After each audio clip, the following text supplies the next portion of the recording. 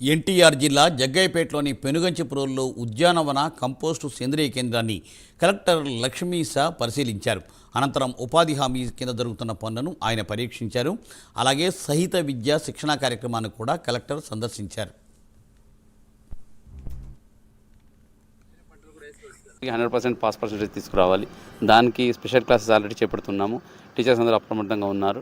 So వాళ్ళకి కూడా ఈ నెక్స్ట్ ఇప్పుడు 1 మంతే ఉంది, మార్చ్ 17కి స్టార్ట్ అవుతాయి కాబట్టి ఎగ్జామ్స్.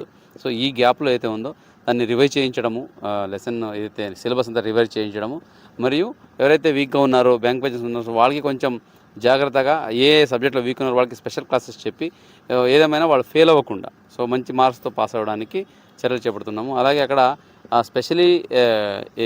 స్పెషల్ నీడ్ చిల్డ్రన్స్ ఉంటారు ప్రతి స్కూల్లో. సో వాళ్ళు డెంబు డఫ్ వీళ్ళు ఉంటారు. వాళ్ళకి స్పెషల్గా ట్రీట్మెంట్ ఇవ్వాల్సి ఉంటుంది. అంటే ఏంటి, వాళ్ళతో మాట్లాడడం కానీ వాళ్ళకి నేర్పించడం కానీ ఒక వేరే రకంగా చెప్పాల్సి ఉంటుంది. ఫర్ ఎగ్జాంపుల్ బ్రాయిలీ ఉంటుంది, అలాగే సైన్ లాంగ్వేజ్ ఉంటుంది. దీనికి టీచర్స్కి కూడా ప్రతి స్కూల్లో ఇద్దరు టీచర్స్కి స్పెషల్ ట్రైనింగ్ కూడా ఇస్తున్నాము, సర్టిఫికేట్ ట్రైనింగ్.